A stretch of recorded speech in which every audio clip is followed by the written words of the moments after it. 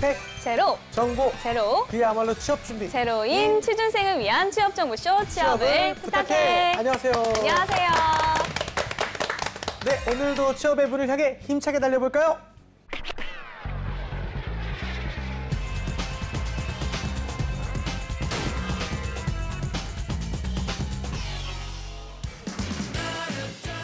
너의 취향을 저격해주마. 취향 맞춤 기업 정보 톡. 취향 저격 이 회사는 어때? 안녕하세요. 안녕하세요. 네, 오늘도 함께 하실 분들 소개할게요. 취업 컨설턴트 홍기찬 쌤, 취향 저격수 양상국형, 캠퍼스 특파원 박은송 학생 나왔고요. 그리고 빅데이터 전문가 전민기 팀장 나와 있습니다. 어서 오세요. 반갑습니다. 안녕하세요. 일단 오늘 알아볼 기업이 어디인지 먼저 화면으로 보시죠.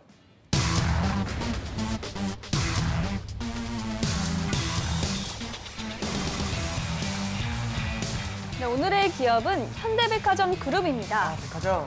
네, 현대백화점의 모체는 1971년 설립된 금강개발산업으로 1977년 울산에 현대쇼핑센터를 개설하면서 유통업에 본격 진출하였습니다. 1999년 금강개발산업이 현대그룹에서 계열 분리된 후 법인명을 현대백화점으로 변경했는데요. 현대백화점은 설립 초기에는 백화점을 운영하는 유통업과 호텔 사업을 병행했으나 1990년대 이후 미디어, 종합식품, B2B 등으로 사업 영역을 확대해 왔습니다. 2011년 가구업체 리바트를 인수한 바 있고요. 현재 현대그린푸드, 현대홈쇼핑, 현대 H&S 등 33개의 계열 회사를 두고 있습니다. 사원수는요 9,239명, 매출액은 2016년 기준 16조 4천억 원이라고 합니다. 일단은 뭐 유통업계 빅3 중 하나입니다. 네. 현대백화점 그룹인데요. 상반기 공채가 시작됐습니다. 일단은 그룹에 대한 이미지 또 한번 이야기해봐야 될 것 같은데 우리 은송 학생 어떤가요? 일단 백화점이라는 것 자체는 일단 여대생들의 로망이죠. 취준생들에게는. 그리고 특히 현대가 요즘 좀 많이 핫한 것 같아요. 그래서 저희 집도 이제 집 앞에 롯데백화점이 있는데도 불구하고 이제 잘해요. 그런가요? 이제 판교 현대백화점으로 가는 편이거든요. 판교는 네. 최근에 생겼잖아요. 백화점은 네. 제가 한 7, 8때 처음 가봤던 것 같아요. 왜요? 지방. 뭐 이유가 있어요. 우리도 갈 수가 있죠. 그렇죠. 뭐 왜요? 너무 좀 더 어린 나이에 갈 거라 생각했는데. 아니 근데 그 어릴 때는 우리가 동네를 벗어나본 적이 없어요. 그렇죠. 진짜 구경만 하고 나왔었어요. 왜요? 돈이 없으니까. 그걸 계속 좀 물어보고 어떻게 해. 네, 뭐 백화점에서 아이 쇼핑도 많이 하니까요. 네, 알겠습니다. 던지면 바싹 물어줘서 고마워 아주. 네, 그러면 네. 빅데이터 상에는 어떻게 나타나고 있는지 한번 볼게요. 네. 네, 지난 1년 동안 21만 4,420여 건 정도 언급이 됐고요. 아무래도 이 여성분들이 현대백화점에 대한 호감도가 상당히 높은 걸로 나타났습니다. 현대백화점 연관어 1위가 판교입니다. 이 판교 현대백화점에 대한 관심 엄청나고요. 그다음 부산, 목동, 부천, 강남 순으로 이 현대백화점의 인기도를 좀 볼 수가 있었고요. 맛집에 대한, 그러니까 그 식품 코너라든지 식당가에 대한 잘돼 어떤 있어요. 언급이 상당히 그래서 그렇습니까? 그래서 맛이라든지 지하, 맛집, 식당, 식품관 이런 연관어가 상당히 높은 순위에 자리 잡고 있었고요. 그다음에 문센이라고 해서 이제 문화센터죠. 젊은 어머니들이 아이들 데리고 가서 뭐 하는 것들 아무래도 여성분들이 좀 더 많이 검색한다는 걸 알 수가 있었습니다. 탐색어 여론 동향도 보면 깔끔하다, 복잡하지 않다라는 부정적인 언급을 좀 찾아보기가 힘들었습니다. 다른 백화점 같은 경우는 뭐 중국인들이 많다라든지 이제 복잡하다 뭐 이런 것들에 비해서 현대백화점의 이미지는 상당히 긍정적이다. 네, 알 수가 있었습니다. 네, 알겠습니다. 이 개장을 앞둔 그 면세점 공채가 좀 추가가 됐는데요. 롱 쌤께서 그 현대백화점 그룹 채용 소개 좀 부탁드릴게요. 네, 현대백화점 그룹은 다른 기업들과는 좀 공채 차별성이 있는 부분이 캠퍼스 리크루팅에서 시작이 됩니다. 다른 기업들은 서류 전형을 반드시 내면서 일상적으로 전형이 흘러가는데 직접 학교에 그 리크루팅 현장에 가서 간단하게 면접을 보고 거기서 채용이 시작이 되는 아주 좀 독특한 절차를 갖고 있어요. 그래서 지금 전형 한 3가지 정도로 진행이 되는데요. 있는데요. 첫 번째는 탈스펙 전형이 있기 때문에 스펙을 보지 않고 여러분들의 어떤 특수한 경험을 보고 채용이 이루어지고 있는 워너비 패셔니스타 이 공채가 있고요. 두 번째는 이제 늘상적으로 있어 왔었던 그 캠퍼스 리크루팅 행사가 있고, 또 세 번째는 캠퍼스 리퀘스트라고 해서 학교 추천으로 이제 전형을 밟을 수 있는 길이 있어요. 그래서 여러분들이 학교 생활 열심히 해서 학점이라든가 뭐 어떤 실력을 만들어 놓으면 학교에서 추천받아서 지원서를 내게 되는데, 요 전형은 현대백화점 말고 원래 다른 기업들도 소소하게 전형이 이루어지고요. 일상적으로 나 혼자 지원하는 것보단 과사에서 추천받아서 지원을 하게 되면 서류가 좀 잘 붙는 그런 경향도 갖고 있습니다. 그래서 여러분들 중에 유통업에 대해서 관심이 많은 분들인데, 이런 세 가지 전형의 특징을 보면 학교 생활을 열심히 하거나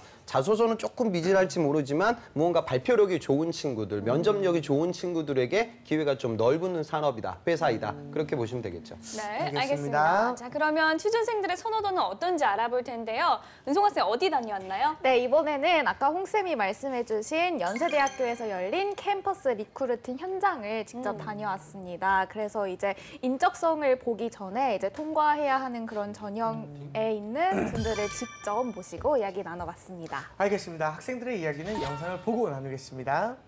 안녕하세요. 캠퍼스 특파원 박은송입니다. 네, 오늘은 학생회관 아직. 앞에 나와 있습니다.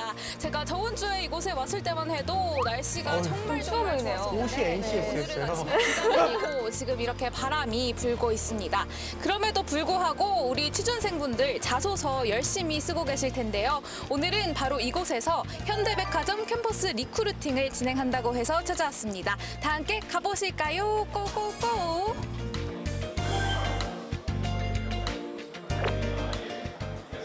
어느 직무 쓰셨나요? 저는 홈쇼핑 PD직. 아, PD요? 네. PD 준비생으로서 현대 홈쇼핑은 어떤 이미지인가요? 현대 홈쇼핑은 저번에 되게 획기적인 기획이 있었는데, 그런 요즘 유행하는 MCN 그런 멀티 채널 방송 있잖아요. 그래서 BJ들이랑 또 현직에 계신 쇼호스트 분들을 같은 상품을 이제 동시에 판매를 하는 그런 이벤트를 했었거든요. 근데 재밌었겠다. 그런 것들이 되게 1인 미디어에 대해서도 색다른 시각을 볼 수 있고 또 다른 느낌을 줄 수 있는 시도였던 것 같아서 앞으로 발전 가능성이 있는 홈쇼핑 같아요. 실제로 홈쇼핑 업계에서 지금 현대가 좀 유일하게 실적이 좋은 상황이죠. 네. 저는 연세대학교 문헌정보학과 재학 중인 4학년 정안나라고 합니다. 오, 그럼 문헌정보학과신데 면접 현대백화점 의사 아니에요? 네, 맞아요. 딱 같이 다들 저는 문헌정보학과지만 생활디자인학과를 이중 전공하고 있어서 생활디자인학과를 이중 답변도 되게 면접같이 하시더라고요. 다들. 그래서 이런 사용자 중심 사고를 이용자 중심 사고로 전환해서 유통업에 적용을 할 수 있지 않을까 싶어서 지원을 하게 되었습니다. 아, 합격할 것 같아. 그러니까요. 말하는데 겉 또박또박하지. 또박또박. 그럼 오늘 헤어 메이크업 다 받고 오신 건가요? 아니요, 다 셀프로 했습니다. 셀프예요? 근데 진짜 잘하셨는데요. 이게 묶음머리 한 번만 보여주세요. 이렇게 했는데. 그럼 혹시 혼자 하셨대요. 의상 컨셉 같은 거 있으세요? 의상 컨셉은 그냥 유통업은 약간 보수적인 경향이 있다고 들어서 저는 그냥 최대한 단정하게 입으려고 생각을 했고, 네, 튀지 않고 무난하게 있으려고 했습니다. 근데 꼭 저렇게 검은색 옷을 입어야 되나요?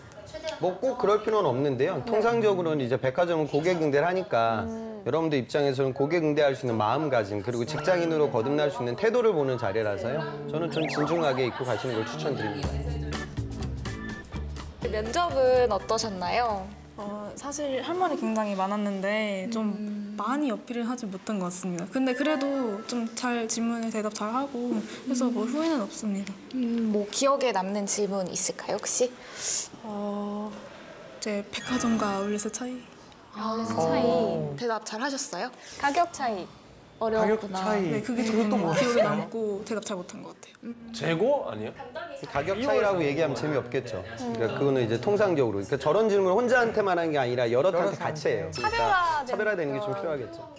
간단히 자기소개 부탁드립니다. 네, 안녕하십니까. 네, 저는 연세대학교 의료환경학과에 재학 중인 강동구입니다. 아, 의료환경학과시구나. 그러면 현대백화점 되게 좀 노려보실만 하신데 어떠세요? 아, 예, 그럼요. 굉장히 가고 싶은 회사이고요. 네, 특히나 네, 제가 지원한 부분은 이번에 새롭게 출범하는 현대 면세점인데 MD 직무에 지원하였는데 네, 그거에 맞게 제가 열심히 준비해서 현대백화점 면세점 신입사원이 되고 싶습니다. 네, 면접 때 저런 넥타이는 어떨까요? 좀 화려한 무늬가 있는. 저 정도 넥타이는 좋은 것 무난해요? 같은데요. 네, 넥타이로 튄다기보다는 본인의 언변으로 튀셔야 되니까 넥타이는 뭐 저 정도 편안하게 셔츠하고 자켓에 그냥 녹아드는 느낌? 넥타이는 네. 어떻게 고르셨어요? 타이도 사실 고민을 많이 했었는데 뭐 썰리드 패턴이라든지 제가 참 네, 의류학 가셔서 그래요? 용어가 고급 남다르죠. 용어를 쓰시는데요. 썰리드 패션이요? 그런 데 있어서 좀 도트 패턴이 조금 더 뭐랄까 하나도 모르겠네. 인상을 줄 수도 있고 좀 둥근 이미지를 면접관님들한테 줄 수 있다는 가능성 하에 선택하게 되었습니다. 이번에는 떠도는 한간의 소문을 확인해 봐야겠죠? 상국이요. 예, 떠도는 한간의 소문 한번 알아보도록 하겠습니다. 예. 현대 그린푸드는 발령이 잦아 전국 일주를 한다고 카더라. 예, 이게 왜 이렇게 발령이 너무 잦으면 안 좋은 거 아닌가요? 그러게요. 근데 뭐 회사들마다 부서들마다 뭐 그런 건 달라질 것 같긴 한데요. 그러니까 우리나라 유통기업들은 그 입사 지원서를 낼 때 본인 근무지를 설정하게 만드는 기업들이 있어요. 왜냐하면 이제 지방의 거점 백화점이라든가 또 그린푸드 같은 경우에는 급식 사업을 또 하니까 그 거점 영업사원들을 뽑게 되죠. 그러다 보면 본인의 근무지가 다소 바뀔 수 있는 가능성도 있습니다. 그래서 이 부분은 근데 모르겠어요. 그러니까 물론 지역이 바뀌는 게 사회생활 하는 데 있어서 어렵기는 하지만 저는 그 지역보다는 직무나 그 산업의 발전 가능성이 더 중요하다고 판단이 되니까요. 너무 이런 부분들까지 계산하게 되면 취업이 아마 더 힘들어질 것 같아요. 그래서 오히려 저는 지방 출신들이라고 하면 지방 거점을 활용하는 게 많은 학생들이 수도권에 남으려고 하는 그런 경향들이 강하기 때문에 본인의 또 강점이 될 수도 있다. 이렇게 바꿔서 생각했으면 좋겠습니다. 알겠습니다. 네, 그리고 또 여기가 현대라서 연봉이 상당할 것 같은데 민기 형님 어떻게 됩니까? 뭐 계열사가 33개나 되기 때문에 뭐 일일이 그걸 나열하긴 힘들 것 같고요. 네. 평균적으로 제가 내봤습니다. 평균 5,500만 원의 연봉을 받고 있었고요. 좋네요. 대졸 초임 3,800만 원, 사원은 4,200, 대리가 5,300, 과장이 6,500만 원, 차장이 7천만 원, 부장이 1억 1천만 원. 그러니까 뭐 연봉을 평균치로 놓고 봤을 때 뭐 적지 않은 연봉이다. 높은 이렇게 편이에요. 말씀드릴 수가 높은 있습니다. 편이죠, 진짜. 예. 알겠습니다. 홍쌤, 그러면 이제 보통 어느 정도 스펙이면은 좀 취업이 가능할까요? 제 예전 여학생 2명인데 한 학생은 이제 스카이 나왔고요. 근데 전공이 취업하고는 좀 거리감이 있어요. 아동 가족 쪽으로 전공을 했고 학점은 뭐 3점 중반. 어학은 좀 높았어요. 900 후반에 스피킹 한 7 정도 갖고 있었고 그다음에 인터넷 업체 요기요에서 인턴도 한번 했던 경험이 있죠. 그다음에 다른 학생은 이 친구는 건동홍숙 쪽으로 나왔고 그다음에 졸업이 전공이 가족 자원 경영. 그러니까 어찌 보면 취업하고는 상당히 거리감이 있는 전공이에요. 그리고 학점은 뭐 3점 후반, 토익은 한 800 중반, 그다음에 스피킹은 IH 정도 갖고 있었는데 뚫어냈거든요. 그러니까 저는 이 백화점 쪽에 취업하는 친구들의 특징은 전공은 많이 안 보는 것 같아요. 전공은 안 보는 것 같고 스펙이 올라가는 이유는 워낙에 문과 여대생들 중에 좀 클래스가 높은 친구들이 많이 몰리니까 좀 따라 올라가는 경향은 있는 것 같고요. 공통적인 특징은 아르바이트 경험이라든가 인턴이라든가 대외 활동, 어떤 뷰티 산업이라든가 패션 산업, 안 그러면 내가 업장에서 고객을 응대했던 그런 소소한 인턴 경험이나 알바 경험이 있는 친구들을 많이 선호한다. 그 현대백화점 캠퍼스 리크루팅에 가도 많이 물어보거든요. 아르바이트 했던 경험들은 단골 질문 중에 하나예요. 그러니까 백화점이라고 해서 여러분들이 뭐 화려한 MD 직군, 물론 MD 직군은 상품 기획을 하긴 하지만 신입사원들 입장에서는 영업적인 직군들이 상당히 많고 또 인턴도 많이 채용이 있기 때문에 백화점의 화려함보다는 현장에서 벌어지는 유통 영업의 어려움을 이겨낼 수 있는 여학생들의 내구성을 검측하는 자리이다. 그렇게 보고 도전하셨으면 좋겠습니다. 네, 이번엔 기업에 대해 좀 더 자세히 깊숙이 알아보겠습니다. 그 핫한 키워드를 통해서 기업을 저격해보는 시간입니다. 상국이요. 네, 우리 또 핫한 키워드로서 저희 취향을 저격해 보도록 하겠습니다. 꾸기의 해시태그입니다. 예, 첫 번째 태그 먼저 보도록 하겠습니다. 샵 아울렛 샵 몰링족입니다. 우리 쇼핑과 문화 체험을 한 곳에서 즐기는 몰링족을 찾기 위해 아울렛 경쟁이 뜨겁다고 합니다. 이번 달에 그 서울 장지동에 현대 시티 아울렛 가든 5점이 오픈합니다. 아따 이름이 기네. 예.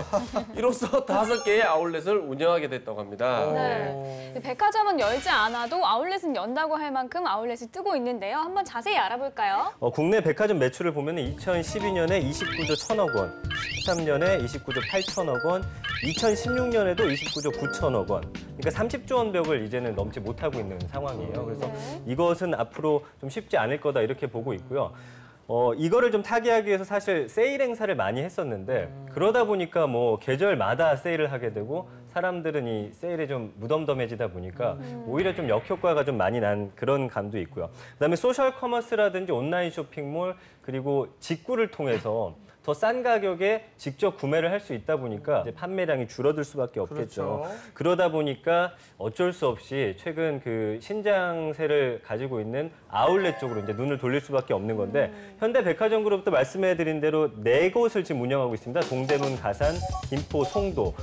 또 올해 상반기 현대시티 아울렛 아까 말씀해 주셨죠. 가든파이브점을 시작으로 해서 2018년에는 또 대전, 지방으로 진출을 합니다. 2019년 남양주 동탄에 프리미엄 아울렛과 시티 아울렛의 문을 열 계획인데 뭐 결국은 이 매출 신장을 이뤄내지 못했기 때문에 아울렛 쪽으로 눈을 돌린다 이렇게 말씀드릴 수 있겠습니다. 네. 알겠습니다. 근데 이제 백화점이나 아울렛이 패션 쪽보다 리빙 쪽으로 이제 조금 바뀌어가는 추세라고 하는데 이건 뭐죠? 예.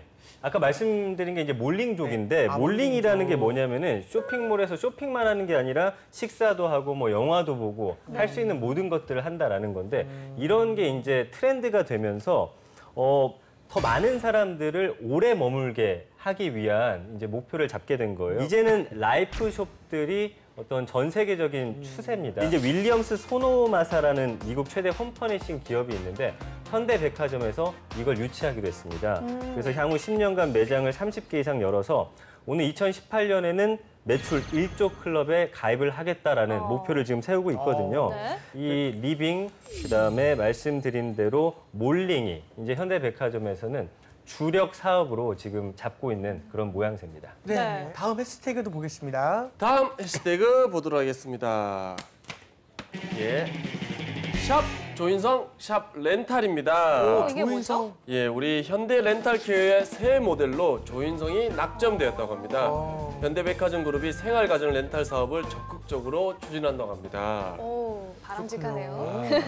이 생활가전 렌탈 시장에서 남자 연예인들의 활약이 두드러지고 있습니다.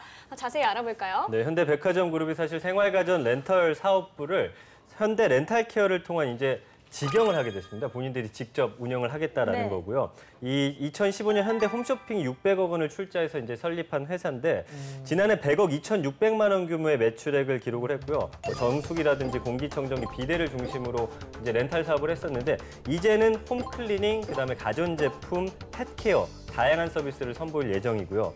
말씀해 드린 대로 이런 분위기 속에서 뭐 공유라든지 조인성, 현빈 이 생활가전 렌털 시장에서 남자 배우들을 모델로 굉장히 흐뭇한 미소 짓고 계신데 이분들의 활약이 두드러지고 있습니다. 남성 배우를 모델로 선택하는 데는 이유가 있습니다. 제품 구매 결정을 누가 합니까? 여성이. 그렇죠. 황보미 씨도 벌써 가서 뭔가 하나 살 것 같은 그런 분위기잖아요. 그리고 최근 미세먼지 황사 같은 것 때문에 뭐 공기청정기라든지 정수기 이런 것들에 대한 관심이 올라갔지만 구매하기는 좀 부담스럽다. 이런 분들이 이제 렌탈을 통해서 쓸 거기 때문에 이제 남자 배우들이 이곳에서 대세를 지금 이루고 있는 상황이죠. 알겠습니다. 홍쌤, 그러면 현대백화점 그룹 전망을 좀 어떻게 보십니까? 우리가 유통 빅3라고 하면 큰형님은 항상 롯데고요, 세계 5위. 그다음에 이제 신세계하고 현대백화점을 같이 이야기를 해요. 그런데 지금 롯데 같은 경우에는 굉장히 좀 어려움이 많죠. 그러니까 이번에 뭐 최순실 사건도 있었고 그다음에 또 제일 심각한 게 사드 보복 문제가 될 거예요. 그래서 롯데가 전체적으로 주춤한 상황이고 그러다 보니까 양사, 다시 말해 현대와 신세계가 반사이익을 좀 얻는다 이렇게 좀 평가를 합니다. 근데 지금 올해 최근에 이제 1분기 매출액을 보면 현대백화점 매출액이 작년 대비 약 2% 증가해서 한 1조 3천억이 좀 3,500억 정도 되는 수준인데요. 영업이익은 같은 기간 대비 한 6% 정도 감소해서 한 960억 정도를 기록하게 됐어요. 그 이유는 그 이전에는 판교점에 그 어마어마한 성공이 있었는데 그 이후 울산이나 대구 이 지역 점포의 실적이 좀 다소 부진한 상황이에요. 그래서 현대백화점도 이런 반사이익을 더 많이 얻기 위해서는 지역 거점 사업장들의 매출이 더 이익이 더 많이 늘어야 할 것 같고요. 그다음에 이제 전체적으로는 롯데처럼 해외 시장에 진출하기 위한 현대 쪽이 아직 이제 국내에 조금 포커스를 맞추고 있으니까 그런 부분들이 좀 다각화되면 또 우리나라를 이끌어 나가는 주력 유통기업으로 거듭날 수 있을 것이다. 그렇게 보시면 되겠습니다. 알겠습니다. 지금부터는 학생들의 궁금증을 해결해 보도록 하겠습니다. 사실 면접이라는 게 굉장히 딱딱한 네, 분위기 속에 할 수도 있고 편안한 분위기 속에 할 수 있지만 네, 지원자 입장에서는 사실 굉장히 경직돼 있고 긴장을 많이 하게 되잖아요. 네, 그런 상황에서 어떤 몸 동작, 핸드 사인이라든지 아이 컨택을 네, 어떻게 네, 어느 정도 해야 되는 건지도 궁금하고. 네, 이제 면접의 내용도 중요하지만 네. 좀 더 어필을 하려면은 아무래도 아이 컨택이나 손 동작이 좀 중요하잖아요. 그럼 면접 스킬이 있을까요? 그러니까 우선은 왜 우리가 그런 얘기예요. 등받이에 등을 대면 떨어진다. 이게 조금은 맞는 말이에요. 왜냐하면 다른 친구들이 다 이렇게 좀 심사운다운 마음가짐과 태도로 이렇게 바른 자세로 앉아 있는데 네. 다들 이러고 있는데 이제 등받이에 등을 대면 여기 심사위원 모임 자리에 혼자 껴안는 부장님 같거든요. 그러니까 태도는 바른 자세를 유지해야 돼요. 그러니까 머리하고 천장하고 좀 실로 연결되어져 있다. 그 정도 긴장감. 그럼 골반도 눕지 않고 어깨도 펴지고 턱도 당겨지겠죠. 사국 씨 한번 해봐요. 저는 안 떨어집니다. 한번 해주세요. 한번 해봐요. 이게 혹여나 그 좋은 자세. 시험 본다고. 자세를 딱 잡고. 오, 좋다. 오, 좋다. 자세는 이 정도면 딱 좋다. 딱 좋을 것 신뢰감이 같아요. 딱 생기네요. 그다음에 제스처 같은 경우에는 너무 경직될 필요는 없어요. 그러니까 학생들이 이제 팔까지 막 이렇게 경직시키는 사람들이 있어요. 힘 좀 빼봐. 이제 팔을까지 경직시키고 뭐 이러고 면접을 보는데 이건 너무 이건 딱딱하지. 조금, 네. 그러니까 자세는 바른 자세를 유지하고 제스처는 어느 정도 쓰셔도 좋아요. 그런데 저는 손은 가슴 아래에서만 좀 움직였으면 좋겠어요. 여기까지 그러니까 여러분들 올라가셔야 이야기하면서 제가 현대자동차, 현대중공업 뭐 이 정도 이야기는 통용이 될 것 같은데 이게 가슴 위까지 올라오면 이거 봐봐 이제 너무 산만해지잖아요, 그죠? 그리고 손을 너무 자유롭게 방치하면 압박이 들어올 때 머리에 손이 올라가는 구직자들이 있는데 이건 있어서는 안 돼요. 그러니까 그 시선이 바닥 볼 일은 없는 거고요. 손이 가슴 위로 올라올 일은 없는 것이다. 뭐 그 정도 수준으로 생각하셨으면 좋겠어요. 네, 이 정도만 지켜도 괜찮을 것 같아요. 그러게요. 알겠습니다. 또 다른 질문 한번 들어보겠습니다. 평소에 다양한 기업들에 대해서 어떻게 그렇게 조사를 잘 하시는지 그런 기업 분석 노하우 같은 게 있으시면 좀 알려주시면 감사하겠습니다. 네, 저분은 실제로 이제 저희 방송을 보고 계신데요. 근데 이제 홍쌤이 기업 분석하시는 거 보고 혹시 노하우가 있을까 여쭤봐 주셨거든요. 그 평상시 이제 경제신문을 열심히 봐야 돼요. 근데 이렇게 얘기하면 또 원론적인 이야기가 되니까 제가 한 가지만 좀 팁을 드리면 그 현대백화점을 설칭할 때 현대백화점만 설칭을 해보면 별로 그렇게 파워풀한 뉴스가 안 나올 거예요. 그래서 현대백화점과 롯데백화점 갤러리아를 같이 검색어를 넣고 한번 뉴스를 봐보세요. 그러면 좀 이슈가 되는 뉴스를 찾을 수가 있거든요. 양상국만 찾아봐야 별로 그렇게 파워풀한 그 뉴스가 안 나와요. 그러니까 양상국하고 경쟁할 수 있는 또 다른 개그맨 뭐 누가 있을까? 없죠. 없네요. 그러니까 아무튼 누굴 넣어보면 없네요. 뭐 이렇게 그 관련된 어떤 그 개그에서 중요한 뉴스를 좀 찾을 수가 있겠죠. 그것도 한번 좀 써보셨으면 좋겠어요. 또 검색에 대한 거라면 우리 또 빅데이터 전문가님께 또 어떤 팁이 있을까요? 뭐 검색 팁 같은 거죠? 그 회사에 대해서 좀 뭔가 자료를 조사하고 싶다 했을 때 네이버 트렌드라든지 구글 트렌드를 좀 활용하라라는 말씀을 드리고 싶어요. 거기서 이제 그 기간을 검색할 수가 있습니다. 뭐 예를 들면 2년이라든지 3년 해놓고 0부터 100이라는 지수가 있는데 이 회사가 가장 많이 언급된 시점 그리고 가장 적게 언급된 시점이 쭉 나옵니다. 그래서 많이 언급된 시점이 언젠지를 보면 날짜를 볼 수가 있어요. 그럼 그 날짜에 과연 이 회사에 대한 어떤 사회적인 이슈가 있었는지 관심도가 있었는지 그때 뉴스를 찾아서 한번 그 관심도가 높았던 기관들만 쏙쏙 뽑아서 찾아보시면 아마 좀 도움이 되실 것 같습니다. 네, 네, 좋은 팁 팁 감사합니다. 감사합니다. 이번에는 실제 면접 상황을 재현해 보도록 하겠습니다. 상국이요. 예, 우리 은소잉 학생이 벌써 또 바짝 긴장을 한 것 같은데 일단 질문 한번 해보도록 하겠습니다. 자, 우리 준비해온 답변 이번에도.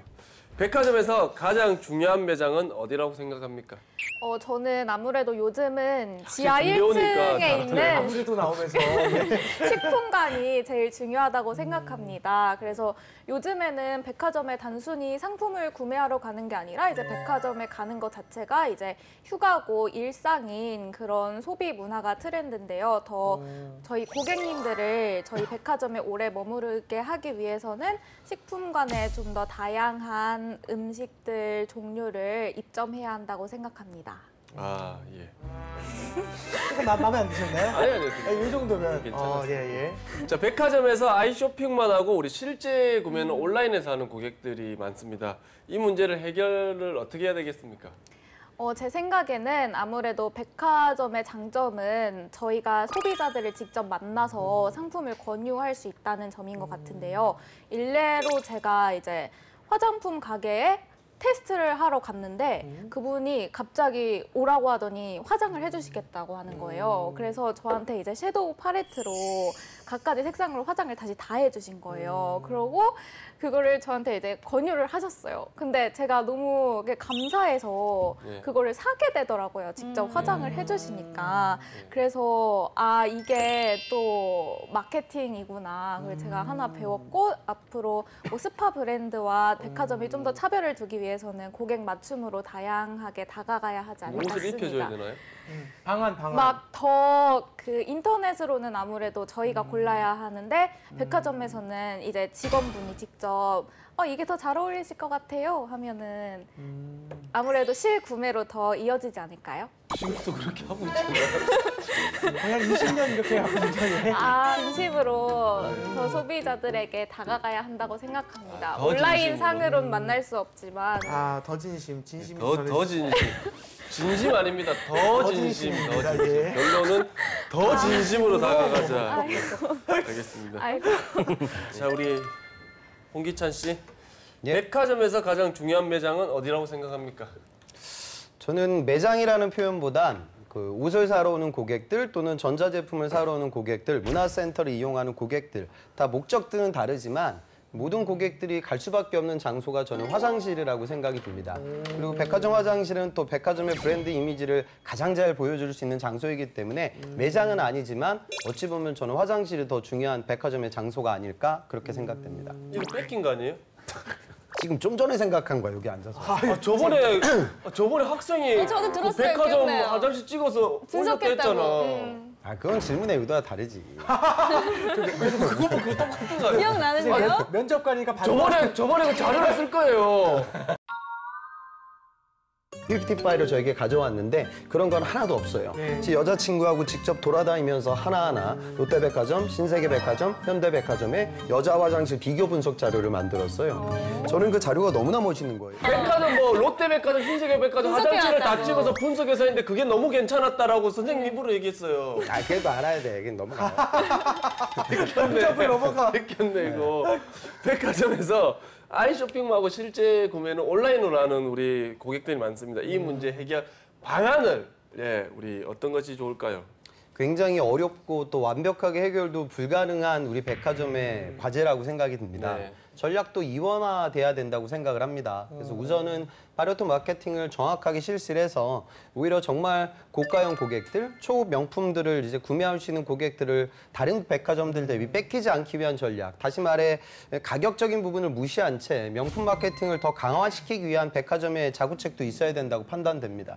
그리고 물론 또 이제 소득 수준이 낮은 다른 고객들도 우리 백화점이 포기할 수 없기 때문에 그런 고객들을 대상으로 해서는 문화센터 같은 백화점을 생활 문화 공간으로 바꾸기 위한 그런 전략도 병행돼야 된다고 생각합니다. 워낙에 어려운 과제이기 때문에 한 가지 문제로 이 부분을 해결하는 건 불가능하다고 판단되고 다원화된 전략이 필요할 것이라고 생각됩니다. 중요한 거는 또 정확성만 중요한 것이 아니라 이 바닥은 차별성이 또 중요하니까 여러분들의 경험담을 얘기하는 것도 좋아요. 그러니까 그 당시 내가 아까 그 은송 학생 경험담도 좋은 것 같아요. 그러니까 피부로 겪은 경험담은 뉴스에서 본 것과는 다르거든요. 그 세일즈맨의 어떤 개인적인 경쟁력도 상당한 것 같더라. 그러니까 똑같은 서비스를 그분한테 받을 때 또는 다른 백화점에서 또 다른 분한테 받을 때는 많이 달라지더라. 다시 말해 백화점은 이렇게 전략만 중요한 것이 아니라 현장에서 벌어지는 전술적인 액션도 상당히 중요한 것 같은 걸 느꼈다. 그러니까 이거는 뭐 대단한 차별성은 아니지만 진심 어리게 또 들릴 거거든요. 그러니까 차별성이 없을 때는 나의 경험담을 좀 이야기하는 게 어떨까. 그렇게 좀 생각하셨으면 좋겠습니다. 남을 뺏기는 건 어떻게? 뺏기는 것도 좋죠. 선생님, 중요한 건 이 바닥은 똑같아요. 뺏겨도 되는데 뺏기고 안 뺏기고의 가늠자는 뭐냐면 꼬리물기 질문을 계속 할 거예요. 제가 아까 화장실 얘기했잖아요. 그럼 물어봐. 가서 뭐가 달랐냐? 어디 화장실은 어땠냐? 그럼 다른 매장 화장실은 어떻더냐? 경쟁사하고는 무슨 차이가 있더냐? 이런 식의 느낌이죠. 그런 걸 좀 생각해 보면 좋을 것 같아요. 네, 알겠습니다. 네, 일단 뭐 유통업을 준비하고 있는 취준생분들 꼭 발로 뛰어보시길 바라겠습니다. 오늘은 여기까지고요. 저희는 다음 시간에 다시 찾아오겠습니다. 감사합니다.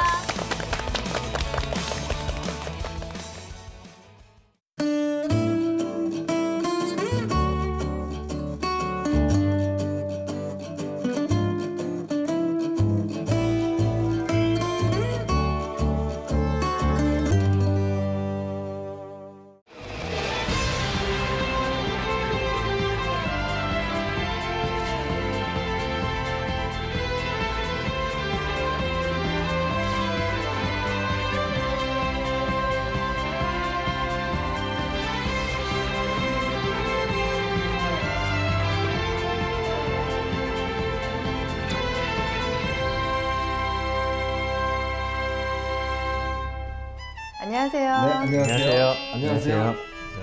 네, 선생님들은 혹시 이불킥하고 싶은 그런 일들이 있으세요? 너무 기억하기 싫은 그런 창피한 일들 말이에요. 많죠. 먼저 궁금해요. 학생회장님 어떤 일이 있어요? 저는 그렇게 많지 않은 것 같은데요.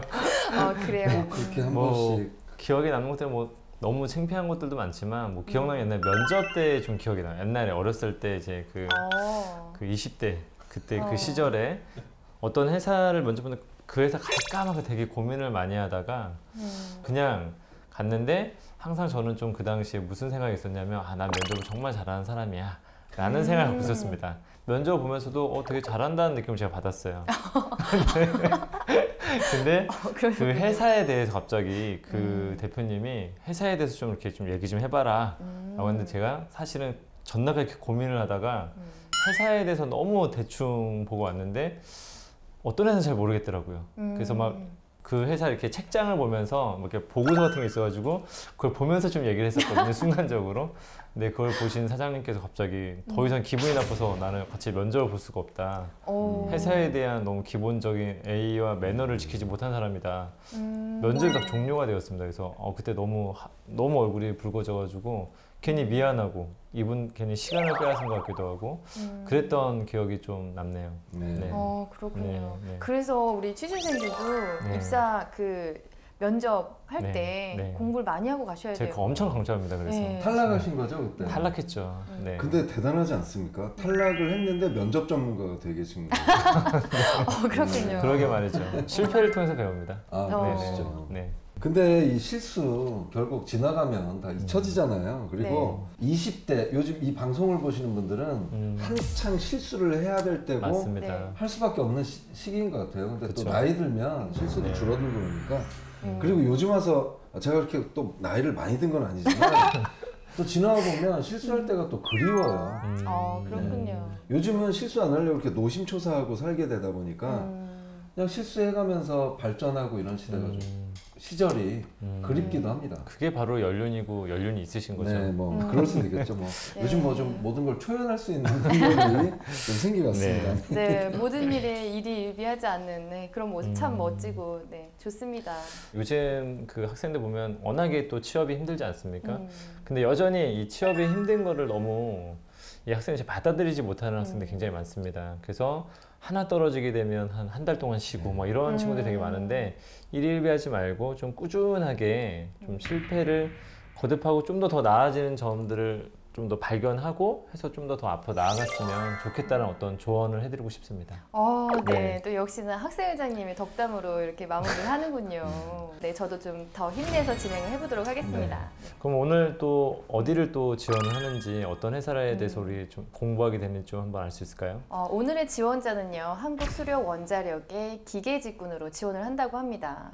네, 얼마 전에도 저희가 한번 이 한수원에 기계직군 학생을 했던 좀 기억이 나네요. 네, 맞습니다. 우리 지난번에도 한국수력원자력에 대해서 얘기를 했었지만 오늘 처음 시청한 취준생이 있을 수도 있으니까 회사 소개를 좀 다시 해주시죠. 우리 삼촌께서 해주시겠어요? 뭐 전력계의 큰 손입니다. 한국수력원자력 이름에서도 알듯이 수력 원자력 발전소 운영하는 곳이고요. 특히 여기는 요즘 핫한 그 이슈가 뭐냐면 신재생 에너지인데 여기는 이미 2005년부터 신재생 에너지 사업을 시작한 곳입니다. 그러면 한국수력원자력 입사를 위해서 공기업 면접 어떻게 좀 다를까요? 좀 특징 좀 설명해 주시겠어요? 한국수력원자력 같은 경우는 시사 상식 면접이 굉장히 좀 중요해요. 필기 시험에 따로 있습니다. 원래 NCS 직업기 취업력 위주로 보는데 여기는 상식이 따로 있고요. 뭐 프레젠테이션 및 토론 면접은 기본적으로 있고요. 한국수력원자력에는 또 창의 면접과 영어 면접이 따로 있습니다. 정말 쉽지 않겠네요. 네, 공기업에서 이렇게 면접을 보는 이유 뭐가 있을까요? 일단 인성 면접은 최종이죠. 그 사람의 인성 중요하고 공기업의 인성이 중요하죠. 윤리성, 책임감, 도덕성 이런 거 중요하고 그래서 그 인성 면접은 이제 그 인재상, 우리 회사 인재상에 맞는지 그 다음에 또 팀워크, 팀워크 상당히 중요합니다. 그래서 기존 구성원들과 잘 어울려 업무를 할 수 있는지 그 다음에 진실성이 있는지 특히 기계설비 이쪽은 기업에서 그 보안사 특히 연구개발 지원하는 친구들은 근무처가 비밀 필요한 네. 기업에서 그 비밀로 지키는 그런 곳이 네. 많은 곳이기 때문에 진실성도 상당히 좀 중요합니다. 맞아요. 그러기 위해서 이런 이제 인성. 그래서 인성 면접에서는 진실만을 얘기를 해야 돼요. 꾸며서도 안 되고 거짓말하면 이 인성 면접관들이 눈동자로 파악을 한다고 합니다. 거짓말하면 눈동자 그렇죠. 이렇게 한번 위로 올라갔다 오죠. 이제 그런 것까지 하는 거고요. 두 번째 창의 면접, 영어 면접은 창의 면접이 왜 수력원자에서 중요하냐면 여기는 문제 해결 능력이 상당히 좀 중요한 곳이에요. 네. 요즘 수력 원자력 자체의 문제가 아니라 그 지진이라든가 이제 이런 문제들이 좀 상당히 많이 좀 맞습니다. 발생을 하잖아요. 네. 그래서 이제 문제 해결 능력을 하다 보니까 논리적 사고력도 중요하지만 창의성이 중요한 거죠. 그래서 창의 면접을 보고 영어 면접 같은 경우는 여기는 아까도 말씀드렸듯이 수출하는 곳이에요. 네. 근데 영어 상당히 중요합니다. 그렇다고 해서 뭐 영어 면접이 뭐 네이티브 정도는 아니고 평이한 그런 내용들이 좀 나오고 있습니다. 또 직무 지식 및 시사 상식 면접이 또 있겠는데요. 뭐 요즘에 공기업에서는 기본적으로 1차 면접에서 아예 공대 같은 경우는 뭐 다른 질문 없이 그냥 진짜 전공 질문만 딱딱딱 던져가지고 굉장히 좀 어려워하는 경우들이 좀 있는데 네. 보통 그래서 제가 요즘에 공대 학생들한테 공기업을 준비할 때 좀 조언을 해준다면은 보통 기사 자격증을 또 취득해야지 그래도 어느 정도 면접에 가까울 수도 있고 네. 이 기사 자격증에 준하는 어떤 지식을 바탕으로 면접이든 또 직무 수행 능력 시험을 보든 할 수가 있기 때문에 항상 기사 시험을 준비를 그 텀 합격하는 어떤 그 때쯤에서 이렇게 한번 공기업을 적절하게 빨리 지원하는 것도 방법이고 혹은 아니면 본인이 지금 현재 그걸 취득하고 있는 상태라면 그 수준의 지식들을 계속 유지하기 위해서 우리가 취득할 때는 굉장히 힘들겠지만은 그걸 취득한 후에 또 유지하는 건 조금씩 시간 날 때마다 조금씩 한 번씩 보고 그 제가 한번 이 합격한 친구도 좀 봤더니만 그런 얘기들이 되게 많더라고요. 만약에 뭐 역학에 관련된 부분이 자기 전공에 관련된 것은 몇 번을 계속 돌려서 막 문제도 한번 다시 네. 풀어보고 다시 한번 계속 스터디해보고 하면서 그 감각을 놓치지 않으려고 노력했다.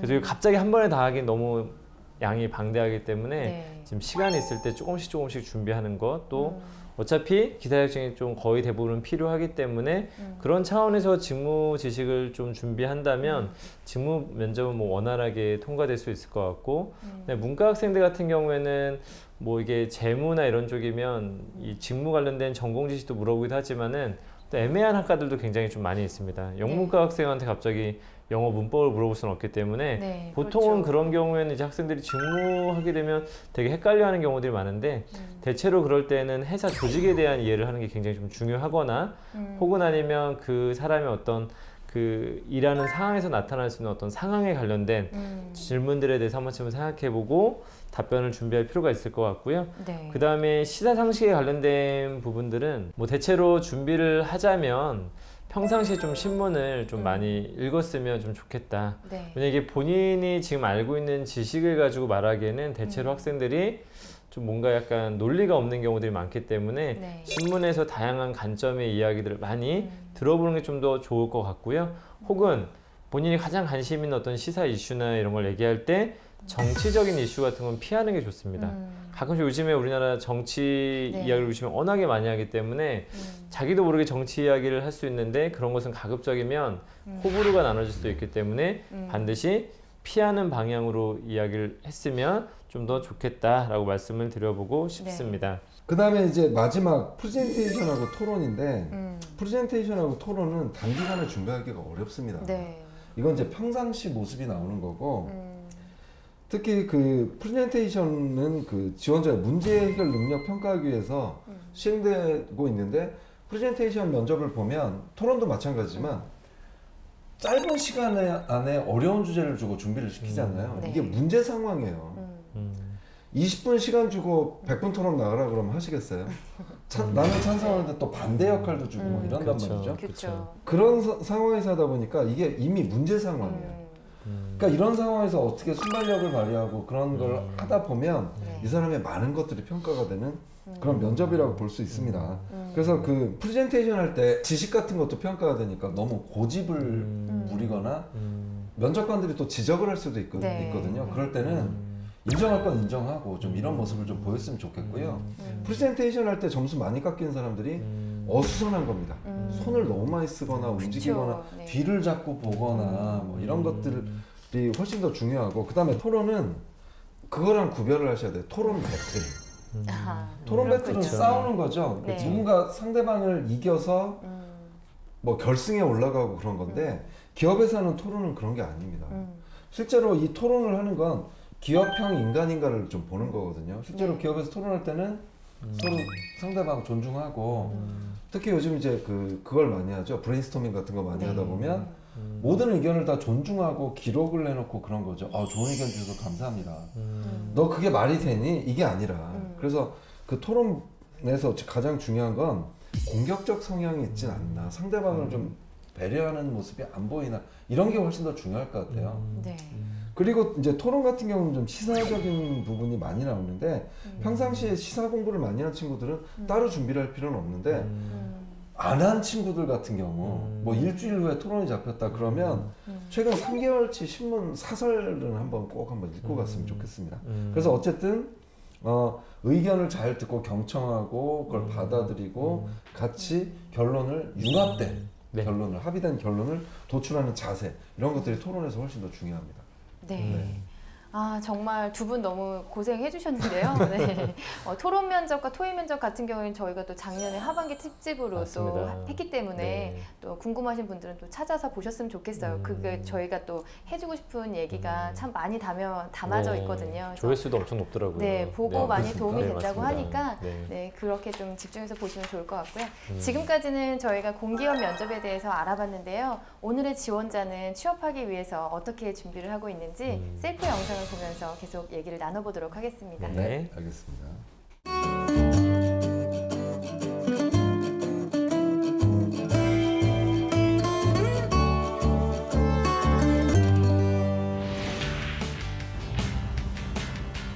안녕하십니까. 저는 서울과학기술대학교 기계자동차공학과에 재학 중인 권오윤입니다. 파원 분위기입니다. 저는 우리나라 최대 발전회사인 앞에서 되게 쉽지가 않을 텐데.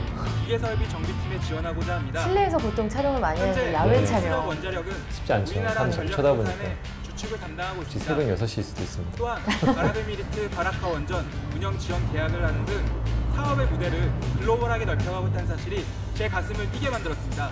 잘한다. 저는 잘하네요. 다음과 같은 경험을 가지고 있습니다. 함께 보시죠. 저는 강남의 한 사옥에서 시설관리부서의 기계설비직으로 일한 적이 있습니다. 매뉴얼에 따라 일, 주, 월, 계절별로 적절한 설비 운용과 꼼꼼한 체계적인 점검을 통하여 고객에게 최고의 서비스를 제공하였습니다. 캡스톤 디자인이라는 학과 과목을 통해 초음파 현미경을 이용한 재료 내의 잔류 응력 평가에 관해 연구를 하고 논문을 쓴 경험이 있습니다. 이 과목을 통해 비파괴 검사가 기계설비 안정성 검사에 있어 중요한 방법 중 하나라는 사실을 배웠습니다. 저는 2번의 해외 경험이 있습니다. 첫 번째는 일본에서 해외 현장 실습을 하였고, 두 번째는 체코 공과대학교로 해외 교환학생을 다녀왔습니다. 저는 직무 이러한 적합성을 경험을 잘 바탕으로 보여주네요. 새로운 네. 환경에서도 빠르게 적응할 수력원자력에 자신이 필요한 있습니다. 내용만 이렇게 얘기를 네. 아직까지는 역대급 지원자인데요. 특히 공대생 중에서는 일본어도 잘하는. インターンシップをした経験があります。教授のもと助手として仕事をしてまた機械設計関連のプログラムキャティアおよびたくさんのことを学びました。これらの私の経験を生かし海外どこでも新しい環境に迅速に適応できる自信を持っています。 저는 메모하는 것을 좋아합니다. 수업을 들을 때나 일상생활에서도 저는 영양이나 꼼꼼히 노트 성격까지도 정리하는 습관을 이 가지고 친구와 있습니다. 맞는 거죠. 꼼꼼함. 일본 해외 현장 실습 당시에도 앞으로 저와 같은 후배에게 도움을 주기 위해 카티아 프로그램 한일 버전의 책도 만들어 배포했습니다. 오, 대단합니다. 이렇듯 저는 저를 끊임없이 발전시키기 위해 자기 개발을 하고 있습니다. 또한 입사 후에도 이러한 저의 경험을 바탕으로 꼼꼼한 점검과 끊임없는 설비 개선을 통해 엔지니어링의 역량과 기술력, 즉 핵심 역량을 높여 최고의 기계설비 정비팀의 일원이 되겠습니다. 감사합니다. 이 친구는 잘했네요. 정말 잘한 것 같아요. 회사하고 직무에 대해서 연구를 많이 했어요. 네. 참 잘한 것 같아요. 네. 기대됩니다. 일단 기본적으로 언어 능력도 굉장히 뛰어난 것 같고 전공 연력도 네. 뛰어난 것 같고 발음도 좋고요. 네. 그 회사에서 원하는 그런 역량을 미리 네. 다 숙지를 이미 한 것 같고요. 네. 가지고 있는 경험이나 어떤 지식이나 기술을 잘 영상으로 편집해서 네. 잘 보여준 것 같아요. 저는 이 영상을 학생들한테 직무 적합성이란 이런 것이다라는 걸 말을 할 때 요걸 한번 보여주면 좋을 것 같아요. 저는 그 선호 배치도 참 저는 마음에 들었던 것 같아요. 저는 이런 걸 보면서 기업에서 이걸 서류 전형에 꼭 넣었으면 좋겠어요. 동영상 자기 셀프 영상. 그렇죠. 다 보이잖아요. 성격까지 그렇죠. 보이고 그렇죠. 군기 플러스 밝음까지 보이는 거잖아요. 자소서에는 사실 판단하기 힘든데 네. 적극 강력 추천드리고 싶습니다. 기업들. 이 친구는 사실 뭐 어딜 내놔도 정말 경쟁력이 있지 않을까라는 또 생각이 좀 듭니다. 참 영상 보니까 준비를 잘했다는 생각이 드는데요. 네. 서류도 참 기대가 됩니다. 네. 네, 이력서 컨설팅 바로 시작해 볼까요? 네. 일단은 학력상에서는 네. 전문대를 졸업하고 그다음에 편입을 좀 했네요.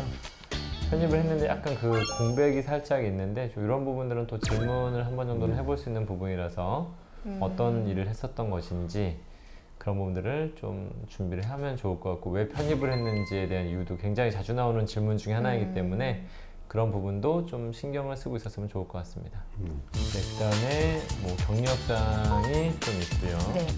뭐 리얼코에서 일했던 경험이 좀 있습니다. 네. 이것도 아까 시설 유지 쪽이라서 기계 설비부서라서 좀 업무의 어떤 유사성이 좀 있다고 보여지고요. 네. 자격사항도 보면 이제 영어 기준 넘었고 네. 또 산업기사 자격증도 있고 네. 잘 쌓아왔네요. 네. 네. 뭐 필요하다면 뭐 기사 자격증 정도를 하나 정도는 더 취득해 보는 게 어떨까 네. 정도 수준인 것 같습니다. 나머지 전반적으로 다 준비 잘 된 것 같고요. 네. 네. 기입도 전반적으로 깔끔하게 기입된 것 같습니다. 자, 그러면 자기소개서로 넘어갈까요? 네. 첫 번째 직무와 관련된 경험이나 어떤 경력을 기술하는 그런 문항인데요. 네. 교보 리얼코에서 일했던 부분을 잘 작성을 해주었습니다. 네, 저는 뭐 사실은 뭐 학생이 이 정도 수준에 썼다라면 굉장히 전 잘 쓰지 않았는가. 일단은 1-1에서는 자신이 했던 일이 어떤 일인지를 좀 어느 정도는 대략적으로 설명을 해줬고요. 네. 1-2에서는 또 쓴 걸 보게 되면 앞으로 내가 기계직에 걸맞는 부분과 좀 유사점이 많은 이야기들을 많이 자신이 했던 업무를 네. 좀 이렇게 나열을 좀 해주신 것 같고요. 그 다음에 1-3이 약간 이제 자신 했던 일에 대한 어떤 행동에 대한 부분이었는데 굉장히 좀 인상 깊게 좀 읽었습니다. 약간 네. 점검에 있어서 주의력과 직관적 판단 이 두 가지가 되게 중요한데 주의력과 직관적 판단을 통해서 뭔가 본인이 일을 잘 수행했던 경험을 쓴 걸 보고 네. 참 이 친구 참 괜찮은 친구다. 사실 이런 표현 쓰기가 쉽지가 않죠. 네. 네네네네. 전 못 봤어요. 처음 봤습니다. 그렇죠. 네. 직관적 판단. 네. 그 대신 좀 아쉬웠던 건 표현이 네. 두 번째 줄에 적절하게, 꼼꼼히, 그다음에 운용에 힘썼다. 이런 것들이 이 직무와는 좀 어울리지 않는 좀 그 사례를 써주든지. 그쵸. 어떤 기준, 적정 온도, 뭐 온도를 체크했다든지 아니면 어떤 시간 단위로 체크했다든지 무엇을 한 건지 이제 목적어가 좀 나와줬으면 좋겠는데 그게 없이 그냥 적절하게 뭐 했다라는 게 사실은 착 와닿지는 않더라고요. 네, 그런 표현들은 조금 약간은 주의를 해볼 필요는 있을 것 같습니다. 네. 네네. 2번으로 넘어가겠습니다. 편법을 사용하지 않고 일을 네. 처리한 그 항목 경험을 얘기를 했는데요. 정말 네. 공기업에서 궁금해하는 그런 내용이죠. 네. 지금 이 친구 같은 경우는 응원단으로 활동을 했던 것 같아요. 그렇죠. 네. 네. 그래서 그 이야기를 좀 썼네요. 메인 테마 자체는 이제 일본에서 원정 응원에 관련된 좀 이야기더라고요. 네. 근데 보통 우리 축구 같은 거 많이 보다 보면은 뭐 빨간 이렇게 하염을 뭐 터뜨리게 네. 폭죽을 날리는데 이런 부분에서의 어떤 갈등에 대해서 좀 이야기가 나왔더라고요. 네. 네. 소재를 이렇게 선택을 할 때 항상 저는 뭐 이 엔지니어 직무인데 이런 거 써도 되냐 근데 아주 괜찮은 것 같아요. 뭐든지. 네, 네. 어떤 친구는 연구개발에 지원을 하는데 아카펠라 동아리를 할 때 뭐 갈등이 있었던 내용을 쓰고 그랬는데 그런 것도 합격하고 그래서 뭐 소재도 뭐 아주 괜찮지 않았을까. 네, 소재도 괜찮고 통념을 터뜨리지 앉는 방향으로 뭔가 이끌었던 경험들 이런 걸 통해서도 이 사람이 좀 어떤 유형의 사람인지 어떤 성향을 갖춘 사람인지를 조금은 이해할 수 있지 않았나라는 생각이 좀 듭니다. 4번으로 넘어갈까요? 아까 그 이력서에서 관심이 있었던 경험이 나왔네요. 체코공과대요. 네. 어떤 노력을 했는지 구체적으로 이제 써달라고 했는데 이 친구는 3가지를 목표를 세웠거든요. 그 해외 교환학생의 목표가 3가지인데 그 중에서 내가 어떤 것을 집중적으로 얘기를 하겠다라는 내용이 전혀 없어서 첫 번째가 전공의 다양한 방법, 두 번째가 자신감, 세 번째가 유럽 문화를 배우는 건데 지금 목표 달성을 위해서 계획한 거는 어떤 회화 능력을 키우기 위한 노력밖에 없어서 내용이 저는 그럼 그 중에서 하나를 집중해서 얘기를 쓴다고 언급을 하고 그 다음에 썼으면 좋겠다는 생각이 좀 드네요. 네. 그리고 지금 한국 수력 원자력의 어떤 인재상 어떤 부분을 좀 말을 하고 있는지 그런 부분에 대한 언급이 안 나타나 있어가지고 그러니까 이런 경우도 좀 있을 것 같습니다. 뭐냐면 그냥 인사 담당자도 다 알겠지. 이건 어떤 것을 강조하는 건지 이해하겠지라고 좀 생각을 한 것 같아요. 제가 봤을 때는. 그래서 본인의 인재상에서 어떤 부분을 준비가 된 사람인지 어떤 부분에 맞는 건지를 명확하게 먼저 설명을 한 다음에 했어야 되는데 계속 무슨 영어 사용에 대한 자신감, 유럽 문화를 배우고 뭔가 처음부터 뭔가 약간은 좀 잘못되지 않았나라는 생각이 좀 들거든요. 근데 뭐 고려는 하긴 했던 것 같아요. 여기가 보면 이제 글로벌 마인드라든가 이런 게 있기 때문에 아마 이런 소재를 쓰진 않았나 또 뭐 굳이 이해를 한다고 그러면. 그렇죠. 네. 이게 그 한 항목당 3개씩 써야 되기 때문에 실제로는 15개를 쓰는 거거든요. 그러니까 조금 수고를 많이 한 친구예요, 이 친구가. 아니 근데 이 정도 잘 쓴 거죠. 네, 제가 전반적으로 봤었을 때는 아주 괜찮은 사람 같다는 어떤 느낌, 그리고 준비가 잘 된 사람 같다는 어떤 느낌을 좀 주지 않았나라는 생각이 좀 듭니다. 네.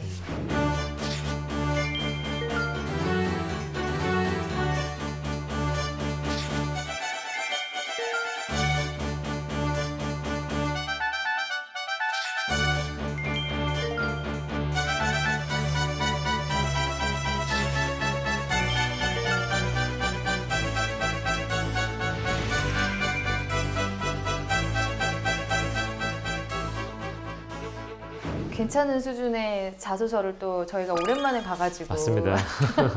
네, 굉장히 흥분이 되는데 네, 그러면 우리 오윤 씨의 그 서류를 보면서 어떤 질문을 좀 받을 수 있을지 한번 짐작을 해볼까요? 저 같은 경우는 전 노래 한번 시켜볼 것 같아요. 노래요?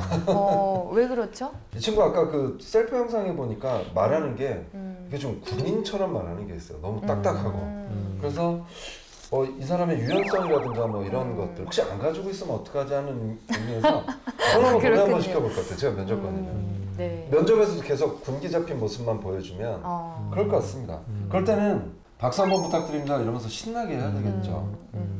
실제로 그 엔지니어라든가 이런 면접 딱딱한 직무에서 그런 경우도 종종 있습니다. 저 같은 경우에는 아까 좀 다양한 국가들 중에서 체코로 하필이면 왜 갔는지 체코가 제가 봤을 때는 약간 관련된 전공 분야로 그렇게 되게 뛰어난 역량을 갖고 있는 학교는 아닐 것 같은데 오히려 뭐 독일을 간다든지 미국을 간다든지 이런 기회들도 있을 것 같은데 왜 하필이면 체코인지 좀 이런 것도 한 번쯤은 물어볼 수 있지 않았을까라는 생각이 좀 듭니다. 그리고 저는 한 가지만 더 말씀드리자면 기계 자동차 공학과지 않습니까? 그럼 보통 학생들이 가장 가고 싶어하는 분야들이 대체로 뭐 현대자동차 같은 어떤 회사들을 가고 싶어하는데 상대적으로 한국 수력 원자력은 그 책임은 막중한데 업무 강도나 이런 거는 조금은 제가 볼 때는 그렇게 높지는 않고 어떻게 하다 보면은 되게 활동적이거나 뭐 하거나 뭔가 새로운 걸 개발하거나 이런 분야가 아니다 보니까 좀 왜 자동차 회사를 더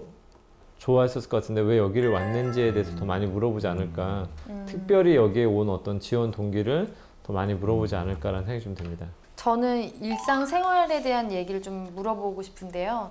이 친구가 꼼꼼하다고 했는데 사실 뭐 영상에서는 보여줬지만 그 외에 다른 어떤 생활 습관들을 좀 물어보고 싶고요.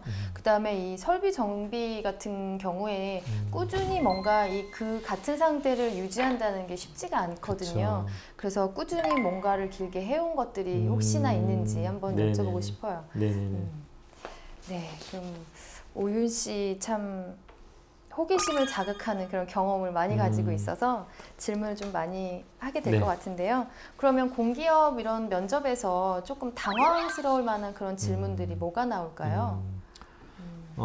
그 한국 수력 원자력 같은 경우에는 대체로 그런 설비나 이런 부분들에서 사실은 관리 감독을 굉장히 많이 하는 걸로 알고 있고, 대체로 협력 업체들이 또 굉장히 많이 일을 같이 하고 있기 때문에 네. 협력 업체와의 관련된 좀 상황 면접 같은 게 나올 수도 있지 않을까. 그리고 제가 한번 후기도 한번 찾아봤었는데 실제로 그런 질문이 나왔더라고요. 학교에서 굉장히 어떤 친하게 지냈던 선배가 있는데 그 선배가 협력업체 그 소속인데 같이 한번 술 한잔 하자, 같이 한번 식사 한번 하자라고 해서 이렇게 제의를 하게 된다면 본인은 어떻게 하겠느냐에 대한 어떤 좀 질문들, 그 질문에 대해서 좀 어떻게 하는 게 더 좋을까요? 제가 답을 한번 해드릴까요? 네. 궁금합니다. 네. 제가 봤었을 때는 근데 이 부분이 약간 좀 개인적인 측면도 있고 또 공적인 측면도 다루는데, 제가 봤었을 때는 일단은 요즘에 김영란법이 있기 때문에 네. 그런 김영란법이나 이런 부분에 좀 위촉이 되는지 안 되는지 먼저 한 번쯤은 생각해 볼 것 같다. 그래서 일단 이것을 저 혼자 이렇게 생각하기보다는 좀 회사 선배님들께 혹시 한번 물어본 다음에 굳이 선배들이 안 가는 게 좋겠다라고 한다면 저는 가지 않도록 하겠습니다. 하지만 그 정도는 괜찮아 라고 이렇게 만약에 해주는 정도라면은, 그것이 갈래라면은 가볍게 식사를 하되 대신 계산은 다 따로따로 좀 해야 될 것 같다. 그래서 선배한테 본인의 어떤 입장을 정확하게 이야기하고, 회사에서 이런 것들은 제가 말할 수 없는 것들은 절대 말하지 않고, 또 이 식사 자리도 어쨌든 간에 공적인 관계로 만났기 때문에 식사의 어떤 것도 좀 가급적이면 그 선을 넘지 않도록 하는 게 중요할 것 같습니다 정도 수준에서 끝내야 되지 않을까라는 생각이 좀 듭니다. 많이 참고를 하면 좋을 것 같네요. 네네네. 그러니까 사실 당황스러운 질문들이 다 이런 상황 질문들이거든요. 네네네네. 맞아요. 그래서 가급적이면 이런 질문의 유형은 결론적으로는 공적인 어떤 차원에서 말을 한다면 제가 볼 때 크게 무리는 없을 것 같아요. 어떻게 말할지는 모르겠지만은 그런 걸 하지 않겠다는 좀 의식 같은 걸 잘 갖고 있으면 좋을 것 같습니다. 네. 네. 그러면 지금까지 면접 또 예상 질문까지 또 저희가 네. 나눠봤는데요. 우리 권우윤 씨 정말 실제로 면접 잘 할지 궁금하지 네. 않습니까? 네. 네, 참 기대되는 친구인데요. 직접 또 만나서 모의 면접을 진행해 보도록 하겠습니다. 네.